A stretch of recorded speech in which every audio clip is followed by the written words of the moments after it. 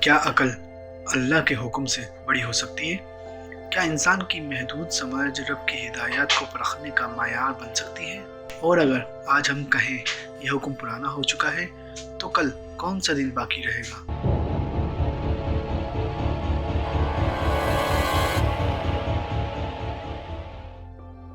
یہ سوال آسان نہیں لیکن جاننا ضروری ہے، اس لیے ویڈیو آخر تک دیکھیں۔ اور اگر آپ صرف سننا نہیں بلکہ سمجھنا چاہتے ہیں تو مائنڈ اسپارک بائی زی کے ساتھ جڑے رہیں۔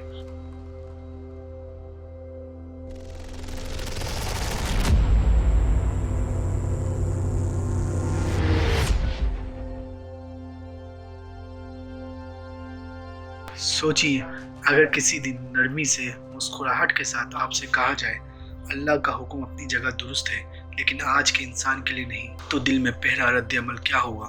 قبولیت، کنفیوژن، یا وہ خاموش سمجھوتا جو آہستہ آہستہ ایمان کو کمزور کر دیتا ہے؟ یہ وہ لمحہ ہے جہاں دجال سامنے آ کر حملہ نہیں کرتا بلکہ سوچ کے اندر گھس جاتا ہے۔ وہ عقیدے کو نہیں چھیڑتا، وہ معیار بدل دیتا ہے۔ وحی کو مانو لیکن عقل کی اجازت کے بعد۔ جہاں انسان اللہ کے حکم کو نہیں اپنی محدود سمجھ کو مرکز بنا لیتا ہے۔ ناظرین، دجال کا سب سے خطرناک ہتھیار تلوار یا میڈیا نہیں، یہ دل و دماغ پر خاموش قبضہ ہے۔ وہ کہتا ہے یہ بات عقل میں نہیں آتی، اور بس زمانے کی ہر آزمائش میں ثابت رہنے والی وحی ایک لمحے میں کٹہرے میں کھڑی ہو جاتی ہے۔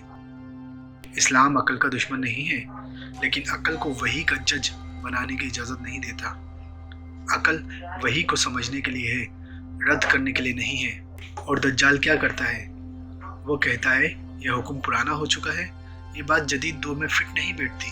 یہ تعلیم آج کے انسان کے لیے سخت ہے، اور پھر دین میں کٹوتی شروع ہو جاتی ہے۔ جدت کے نام پر، روشن خیالی کے نام پر آج نماز کو ذاتی معاملہ کہا جاتا ہے، پردے کو ثقافتی رکاوٹ، حدود کو غیر انسانی، اور وحی کو فرسودہ کتاب۔ سوچئے، اگر وحی پرانی ہو سکتی ہے تو حق اور باطل کا معیار کون بنائے گا؟ سوال یہ نہیں کہ یہ بات عقل میں آتی ہے یا نہیں، سوال یہ ہے کیا یہ بات اللہ اور اس کے پیغمبر نے کہی ہے؟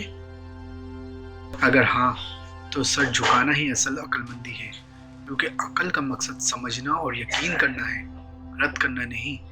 اور اگر نہیں تو پھر ہم کیوں اپنی محدود سمجھ کو حق و باطل کا معیار بناتے ہیں؟ یہ سوچنا ضروری ہے، کیونکہ آج کی چھوٹی چھوٹی دلیلیں، آج کے بہانے کل ہمارے ایمان اور معاشرتی سوچ پر اثر ڈال سکتی ہے۔ یہ وہ لمحہ ہے جہاں ہم فیصلہ کرتے ہیں کہ ہم صرف اپنی سمجھ پر انحصار کریں گے یا وہ کریں گے جو دلیل اور وحی نے ہمیں سکھایا ہے۔ اور یہی سوال اگلی قسط کی بنیاد ہے، جہاں ہم دیکھیں گے کیسے معمولی دلیلیں اور سوچ کے بہانے آہستہ آہستہ انسان کے یقین اور عمل کو متاثر کرتی ہے۔ تو ہمارے ساتھ جڑے رہیے، سوچیے، سمجھیے اور اپنے دل و دماغ کو روشن کیجیے۔